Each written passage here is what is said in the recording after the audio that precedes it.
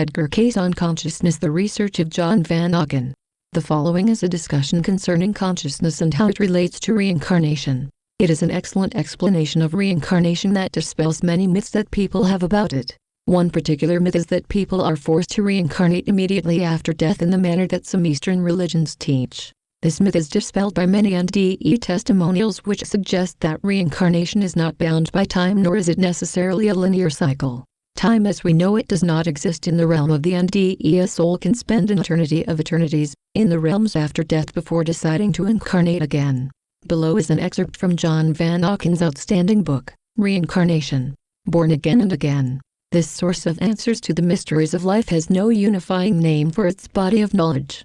Various parts of its principal concepts are actually scattered throughout different cultures and countries with no central collection point for the ideas. Because of this, and because many of its ideas are not widely known, often the adherents of these ideas have purposefully withheld them from the public. This school of thought can be referred to as the secret teachings. But it is not a single school of thought.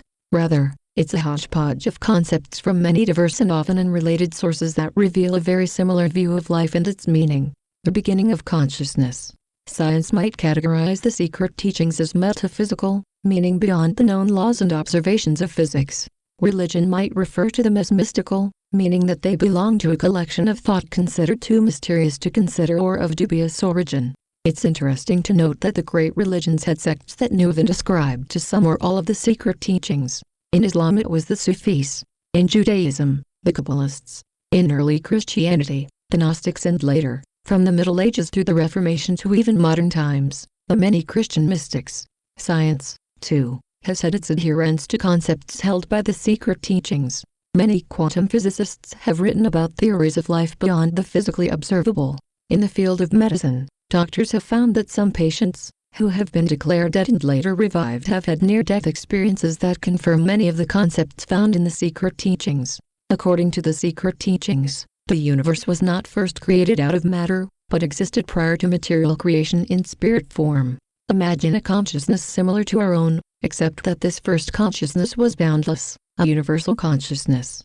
This is God. At some point, the universal consciousness desired to express itself. It began to conceive, to imagine, and to express its inner promptings.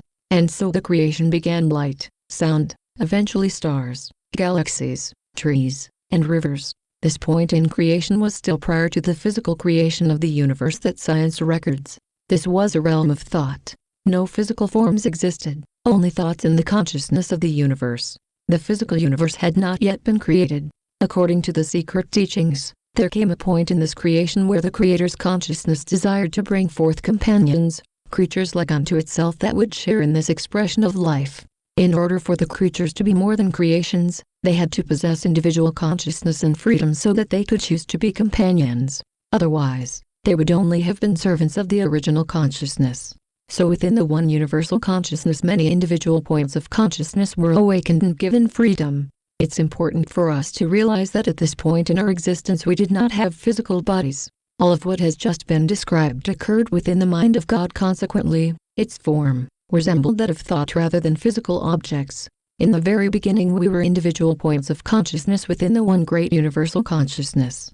At first we were quiet, our wills content to observe the wonders of the spiritual creation as they flowed from the mind of God. In these early periods we were so much a part of the Creator's consciousness that we were one with it, virtually indistinguishable from it. However, it wasn't long before some of us began to use our wills and express ourselves. At first, we simply imitated the Creator, but eventually we gained experience, and with experience came knowledge and confidence. Then, we truly began to create on our own, adding new realms to the spiritual creation, much like a second voice adds to a song by singing harmony with the main melody. This was exactly why we had been created, to share in and contribute to the great expression of life and to be its companions. To fulfill this purpose we were created in the image of the Creator. Consciousness with freedom, capable of conceiving, perceiving, and remembering. Capable of communicating directly with the Creator and the other companions. Consciousness and free will were the greatest qualities given any creation, but they came with equally great responsibility for their use or misuse.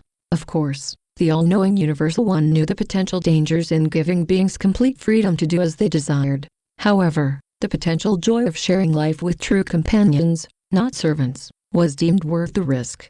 Therefore, Each of these new free-willed beings would simply have to learn to take charge of themselves and to subdue harmful desires in order to live in harmony with the other companions and the Creator. To do otherwise would only bring chaos, suffering, and separation. Unfortunately, chaos came. As we continued to use our godly powers, we became more fascinated with them. We began to focus more and more on our own creations and became less concerned with and attentive to their harmony with the Creator, with the whole. The more we thought of just ourselves and our own desires with less regard for the whole, the more self-centered we became, eventually perceiving ourselves as separate from the whole. Of course, this sense of separation was all in our minds, so to speak, because there really was no way we could exist outside of the whole because everything was of spirit. It was more a result of our sustained focus of attention on ourselves and our self-interests that resulted in a heightened sense of a distinct and separate self. This was the beginning of trouble. It led to a very long fall for us. A fall that eventually left us feeling alone and separated from the rest of life, even to the point that we, who were actually companions and co-creators with the universal Creator, today come to think of ourselves as little more than dust-like creatures, descendants of apes and inhabitants of a planet on the outskirts of a typical galaxy in the endless and diverse universe. This chaos occurred in spirit when no physical universe existed. To know ourselves and yet be one with the whole was the ideal condition. But the centering of awareness on self alone resulted in a sense of separation from the whole.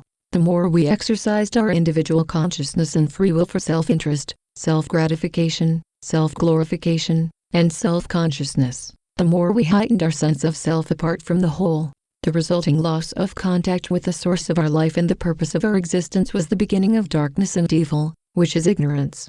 Without a clear sense of our relationship to the rest of life, many of us began to use free will in ways that were never meant to be.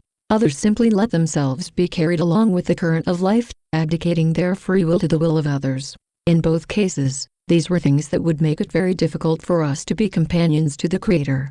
However, the Creator foresaw this potential and, prior to creating companions, it created a universal law. Whatever one did with its free will, it must experience the consequences. The law was not intended as punishment or retribution for offenses, but as a tool for education and enlightenment. Thus, as we used our freedom, we experienced the effects. In this we came to understand and learn. Interestingly, both science and religion recognize this law. In science it is often stated, for every action there is an equal and opposing reaction. Its religious counterparts are, an eye for an eye, a tooth for a tooth. As you sow, so shall you reap. And as you do unto others, it will be done unto you. Even today's common knowledge expresses this principle in the saying, what goes around, comes around. This is the law of karma, of cause and effect. It was, and is, the great teacher of the companions to be, and it is an integral part of the secret teachings.